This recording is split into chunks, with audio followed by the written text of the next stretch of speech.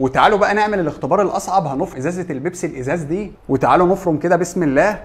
الحمد لله عملنا الاستوديو الجديد الحلو ده علشان نعمل فيه احلى وصفات، وما كانش ينفع ما يكونش عندنا خلاط قوي جدا، علشان كده جبت خلاط رافال 1800 واط بيكسر التلج والازاز وبيعمل حاجات كده غريبه. هنجرب كل ده مع بعض دلوقتي ونشوف فعلا هو يستاهل ان احنا نشتريه ولا لا، وهينجز معانا شغل كتير ولا لا، لان عرفت ان المطحنه اللي موجوده معاه نص لتر، فدي ساعتها حلوه جدا ونقدر نطحن فيها توابل كتير مع بعض. يلا بينا نفتح كده ونشوف.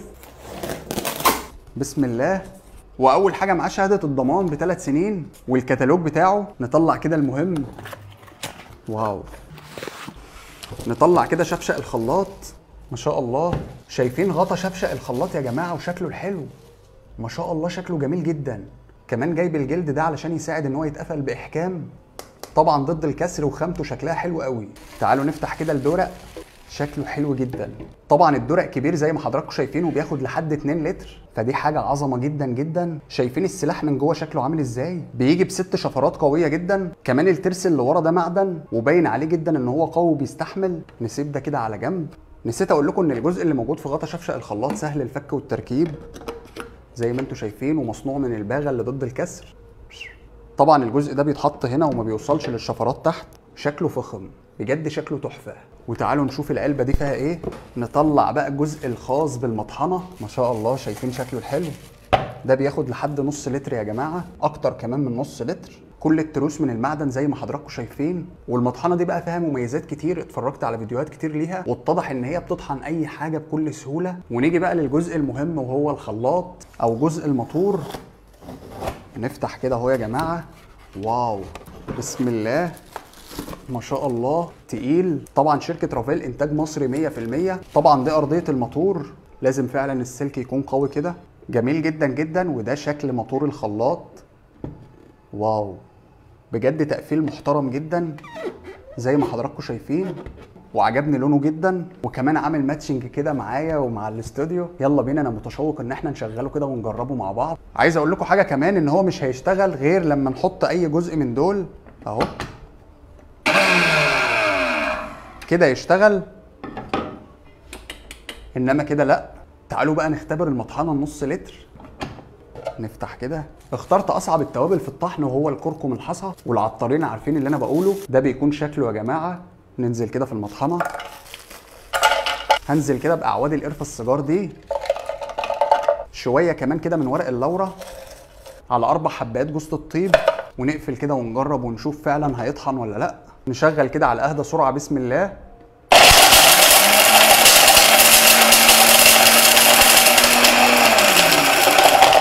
هوقفه بس ريحه شويه ونرجع نطحن تاني.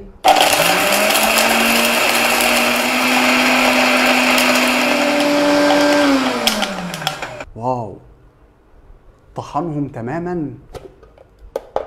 شايفين بقى شكل التوابل بعد ما اتطحنت؟ ايه الجمال ده، مطحونين ناعم جدا. عارفين بقى خلطة الرز البسمتي اللي بنشتريها من السوبر ماركت؟ هي دي، تقدروا تعملوها في البيت بكل سهولة، ومع مطحنة رافال فعلا قوية بجد. نركب بقى كده شفشق الخلاط، والاختبار الصعب بقى للخلاط. معايا 3 منجات ومش هشيل منهم البذر، هنفرمهم ببذرهم وهنشوف فعلا الخلاط هيقدر يفرمهم ولا لا. ننزل كده بالمانجا. ربنا يستر. وما انصحش اي حد ان هو يجربها، انا بجرب لكم بس علشان تعرفوا فعلا ان الخلاط ده قوي جدا. وهنزل معاهم كمان بشويه تلج، وهنزل بس بشويه ميه علشان نمشي الخلاط. حلو قوي. نقفل كده ونقول بسم الله ونفرم.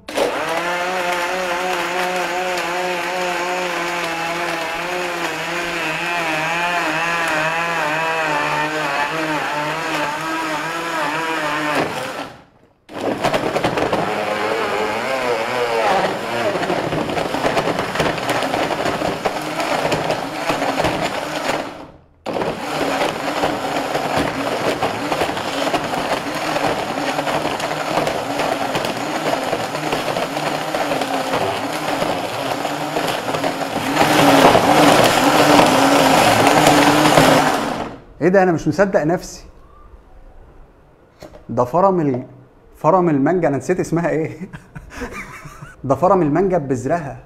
اوه لا لا، الموضوع كبير. نصفي المانجا. اوه. هنفرم كده المانجا بالبذر بتاعها بعد كده وهتطلع معانا 100 100. وده التفل اللي طلع من المانجا، حاجه عظمه بجد. وتعالوا بقى نعمل الاختبار الاصعب. هنفرم ازازه البيبسي، الازاز دي نحطها مقلوبه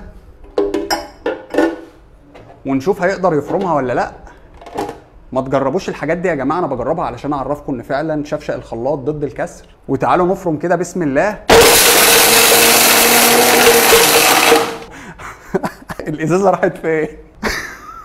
تعالوا بقى نفضي كده الازاز بالراحه كده خالص.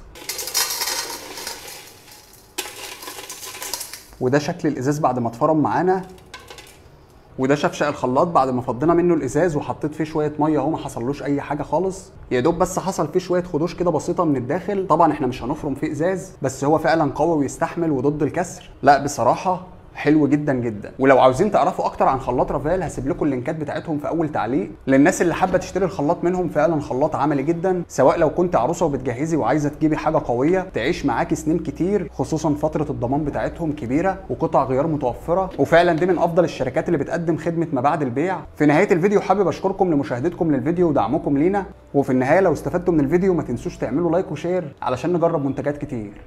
تحياتي ليكم.